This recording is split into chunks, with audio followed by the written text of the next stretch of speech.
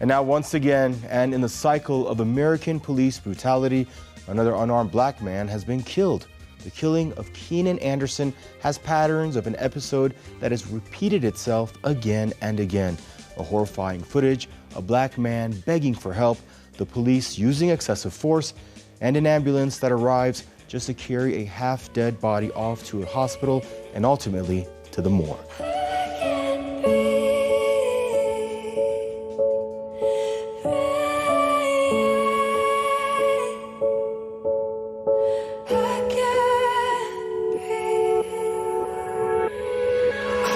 Yeah, this a revolution in our time. Everybody's fighting, change coming, yes. That's why it's an acronym for riot. Everybody has a voice, don't you dare stay silent. If you say nothing, you are an accessory to violence. Let these words dry the tears of our people that are crying. We can bring back hope, but not the people that are dying. It's what happens when the people you've oppressed ask for change in the country that they built, but you've ignored and denied. This is Sandra Bland, George Floyd, and every single family. Police brutality is intervened in and destroyed. Couple bad cops can't define all you other boys, so every good cop needs to stand up and make some noise.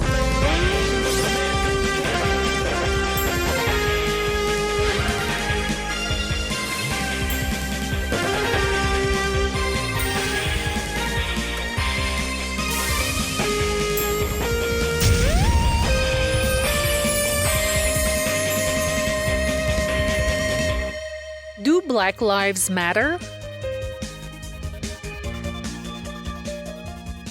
Hello, everyone, and welcome to We the People. I'm your host, Daniel Arya. Today, we're going to speak about the killing of Keenan Anderson, who died after Los Angeles police repeatedly tased him right in the middle of the street.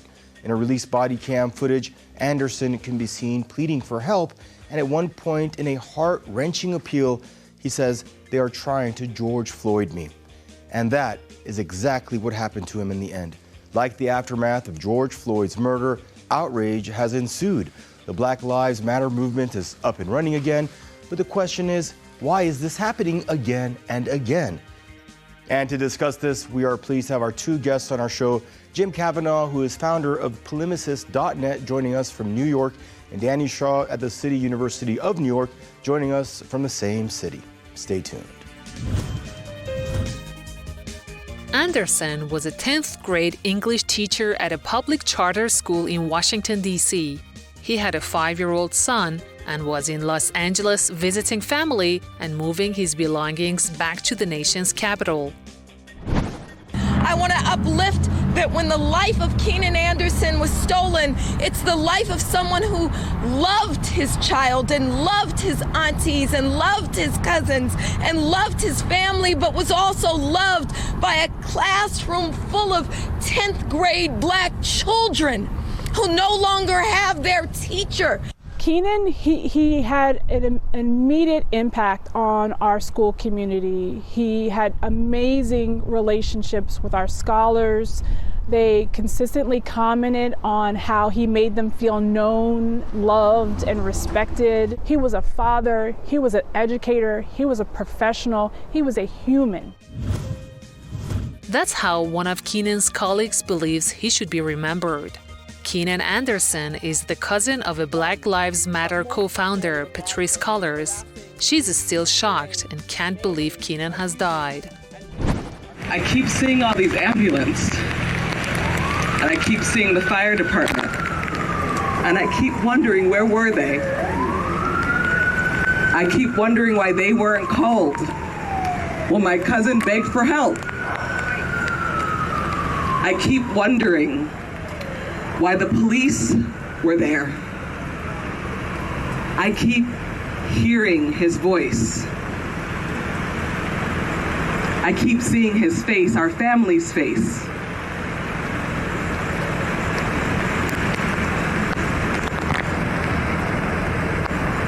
We don't have to live like this. This doesn't have to keep happening. The cruel killing of Keenan Anderson at the hands of American police has once again stirred the questions of systematic racism in police killings. Now, after the murder of George Floyd, many would have expected police be more circumspect regarding the use of force against black people in public. Yet we see such killings happening again. Why? Ultimately, it's because of the racial disparity of poverty and policing and injustice in America. I mean, the Black population is overwhelmingly is disparate, is disproportionately poor and dealing with difficult situations. And you have a lot of racism still among white officers. Now, this guy who was killed, Keenan, was a teacher. I mean, so it's a strange situation. He wasn't guy selling loosies on the street. He was someone who was involved in some kind of traffic incident, and clearly he behaved in a rather strange and fearful way. He was very afraid, even though I think he was the one who called the police. Now, the killing of Keenan, father and teacher, joins a long list involving police brutality. Eric Garner, Michael Brown, Laquan McDonald, Little Tamir Rice, Walter Scott, each killed under unbelievable and tragic situations, not to mention George Floyd himself. Now, is this becoming a new normal, or is it just an endemic spreading across the nation? This May will be the third anniversary of the cruel torture and murder of George Floyd. More than 35 million people across the United States, never mind across the entire world, where millions of more joined us in the streets to say no to police murders, to police terrorism. 35 million, mostly young people, multinational across this country, came into the streets. So how is it almost 3 years later, we're seeing the Keenan Andersons, the Valentina Peraltas, the Dakar Smith, the Oscar Leon Sanchez, just to mention four young Black and brown people who were murdered so far in the beginning of 2023 in the city of Los Angeles. This is something endemic to our society. The fatal encounter reportedly took place after the Los Angeles Police Department were called to a traffic collision incident in Los Angeles' Venice neighborhood on the afternoon of January the 3rd. The police are not calling Keenan's death a killing or murder. They're calling it in custody death. It seems as if they believe he died himself. Many are wondering whether the police will be held accountable. I think they'll be held accountable. I think there'll be a lot of community demonstrations. I think the community will try to hold him accountable. I doubt that there will be any charges brought against the police in this instance. Okay, they're going to say he died 4 hours after the incident. Look, he was tased at 50,000 volts 6 times within a minute, once for over 30 seconds. So this is capable of causing a lot of stress on the heart, okay? And he died 4 hours after he was taken into custody, so that's what they're going to say, the death is a custody battle. And it's going to be ambiguous whether it was caused by the tasers or not. It's going to be hard it may be hard to determine that definitively, but the community is up in arms. This is another example. This guy did nothing that required the death penalty from the police. According to a report by NBC News, many officer-involved cases are settled before they make it to court. This, in turn, does not help the overall mission of stopping the violence against Black people. Some people believe that the protection that police unions provide helps to embolden officers. The police have a certain immunity in this country. It's called a selective immunity, and they are able to benefit from impunity no matter what they do. It's like they're untouchable. And if we look at the budgets of the NYPD, it's in the $5.5 billion range. The Los Angeles Police Department is in the $2 billion range. And often when they strike and when they kill, the police departments, these individuals themselves and those institutions remain untouched. In fact, it's the taxpayers that end up paying these massive settlements to families, as if any amount of money could ever bring back a Keenan Anderson or a Ramali Graham or Reynaldo Cuevas, just to remember some of the young people shot down here in cold blood in the Bronx, where I'm sitting. Now, historically, charges against officers who use lethal force remain rare, and convictions for serious charges even more unusual. For example, back in 2017, there were over 1,100 deaths accounted for by police. And in just 13 of those cases, police officers were actually charged with a crime. That is just 1% of cases. So is there any hope that the system may any day change? We really have no expectations that the police can reform themselves from within. It's only a mass movement, putting pressure on, the pressure that the brave people of Minneapolis and their example almost 3 years ago when they came into the streets, actually torching one police precinct. It's only this popular fight, a mass struggle that can usher in at least some reforms. It appears as if there has been a recent bump in prosecutions or indictments against police officers, especially after the trial of officers killing George Floyd. But the root causes of the problem remain in place.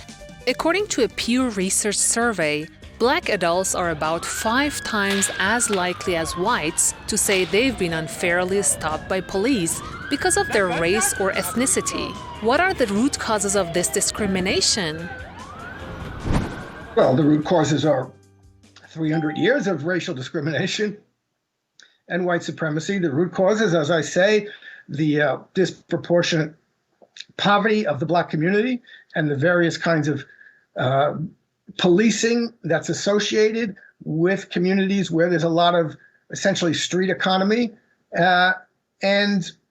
These things are not easily amenable. It's not just a police problem, it's a social problem. Look, there have been over 1,000 people who've died after police tasering in the past 3 years, and 32% of them have been Black. So that's a huge disproportion to the Black percentage of the population.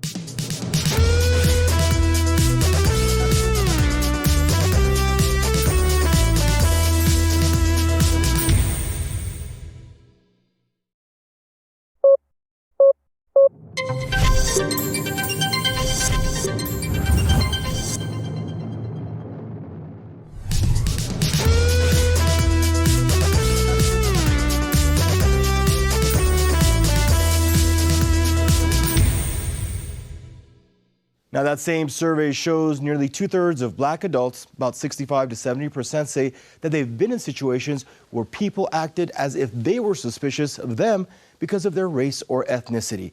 So as you can see, it is not just police, it is the culture. Do you agree? I agree that there's an entire culture of segregation, of racial stigmatizing. Often here in the community, people talk about their crime being driving while Black or taking the subway while Black. We have a long history in this country of racist stereotyping of the Black community, of other marginalized communities. It's why so many Black mothers and Black fathers have to talk to their children with the utmost fear in their throats. And at a very young age, train their children when they see the police to put their hands up in a visible place, not to talk back to the police, not to come across as quote unquote uppity. Meanwhile, the police can be as haughty and uppity and racist as they please. And now let's check in with Mr. Brett Kavanaugh and see what he believes. Is racism a part of American culture? Oh, yes, certainly. In popular culture and in American culture, the Black, especially the Black male, has been portrayed as a threatening figure, and someone who, when a Black male is not passive and not friendly and not overly friendly and doing his best to demonstrate that he's not a threat, there's a tendency to take him by default as a possible threat. For a period after Floyd's killing, there were calls to cut police funding in many cities. but many of those budgets were restored or increased by the end of 2021. That happened even as the national rate of police killings overall, but especially of Black Americans, increased. The major expenditure of every city in the United States, by far, is the police budget. Billions of dollars in New York City go to the police budget. Okay, once again, it's like saying, the United States pays hundreds of billions of dollars to make war around the world, but they don't take care of their own population. It's the same thing. As I say, how do you deal with homelessness? How do you deal with poverty? How do you deal with mental health? There's a lousy health system, and the mental health system is even worse.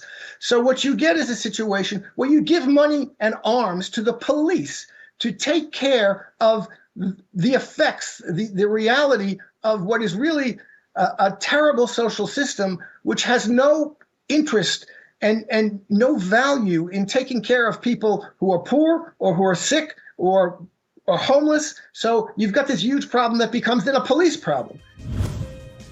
Some people argue that police defunding would lead to more crimes across the nation, something that would hurt the Black community even more because they're esteemed as more vulnerable. Others also argue that this defunding would affect the poorer area, which are populated more by Black people. We need budgets that prioritize people's needs, prioritize, in the words of the Black Panther Party, for self-defense and education that's relevant to our young people. Our high schools all too often and middle schools function as dropout factories by design because the curriculum was not designed by the communities. And a lot of times the teachers don't come from the community. So when we peel back the layers of an entire society, a racist society, a greedy society that has in its crosshairs our young people, Black and brown young people, that's why we see this horrific reality of police violence on a daily basis. So, now, so-called conventional wisdom in America tells us Democrats care about the needs of the Black community more than Republicans do. So do they really care about African Americans, or are they pursuing some sort of political agenda here? Yeah. I think it's important for us to say out loud, I'm not a Democrat, I'm not a Republican. Both of these parties are funded to the tune of billions and billions of dollars by those in power, by the owning class, the capitalist class.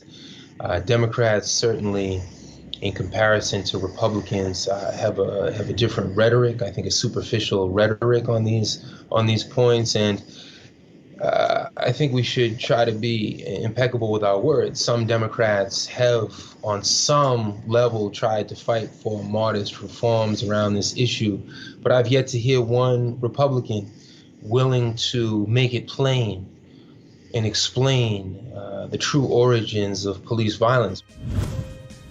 Every time there is a high-profile case of a Black person killed by the U.S. police, there will be so much talks and protests to address the root causes and so on. So what is it?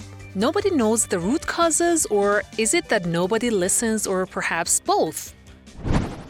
It's not going to stop as long as you have, as I say, the racially disproportionate poverty and social misery among the Black population of the country. The police are there because they're the only organization and the only institution that the American state and down to the city level and the town level uses to deal with social problems. So these are social problems that the police only know how to deal with through violence, through guns and through tasers, and because they confront those problems at the worst times, and they confront the effects of those problems in the worst fashion. So what has to be done is jobs, is housing, is medical care, is people got to be able to afford their rent. They got to be able to live decent lives, to have jobs that give them decent lives and allow them to have families and take care of their children and not feel like they're totally discarded by society. Now, it's quite surreal to speak about the death of Keenan Anderson just less than 3 years after George Floyd's murder. You really didn't expect it to happen again, or at least this soon. Now, it's one thing to protest, to call for the defunding of police, to discuss it with others, but it's a quite different thing when it happens again and again. And as Keenan's cousin and co-founder of the BLM movement puts it, you are just shocked. And now let's check out, everyone, what Abbas Montarim's got for us this week.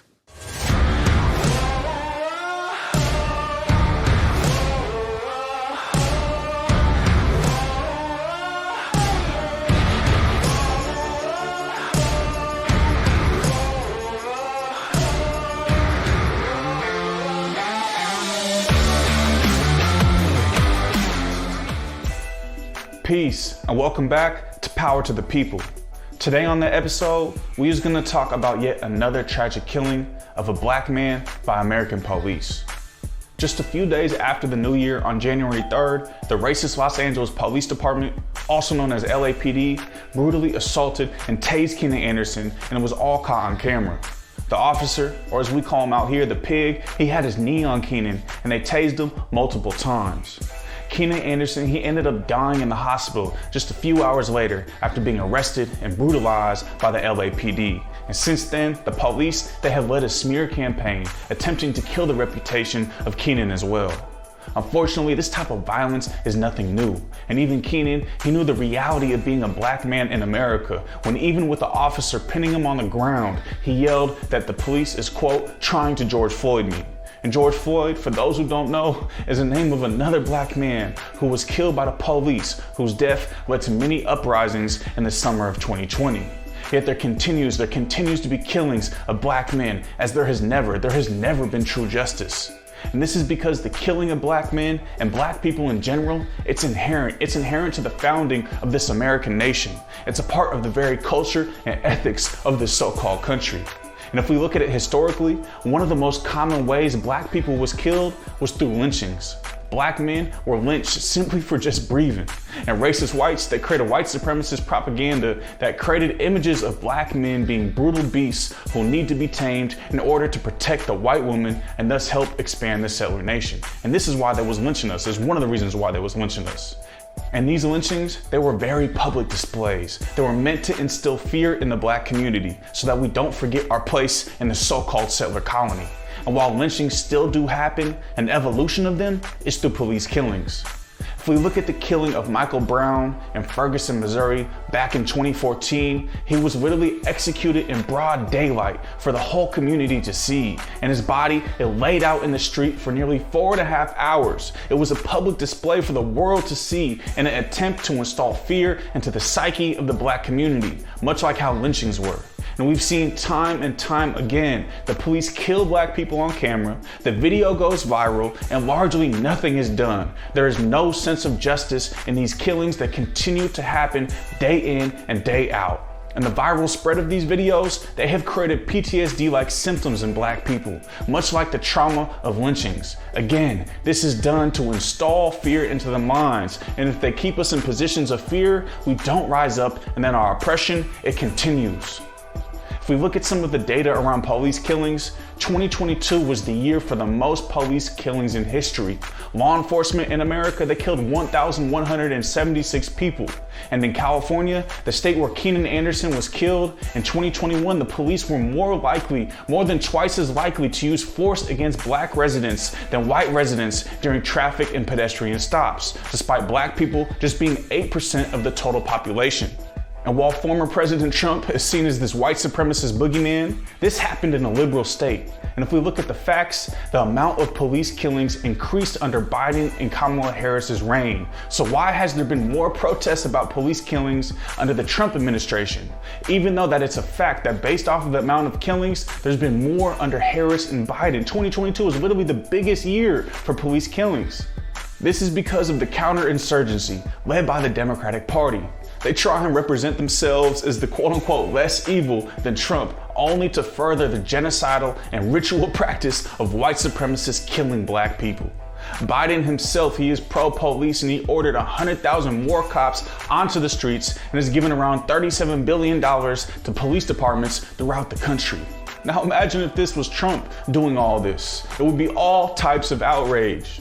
It's clear that these liberals and these Democrats, they are a part of the same white supremacist nation that Trump is, and we cannot continue to be fooled by their genocidal propaganda. And in order for us to stop these police killings once and for all, we must rise up. We must rise up and become our own liberators. This is Power to the People.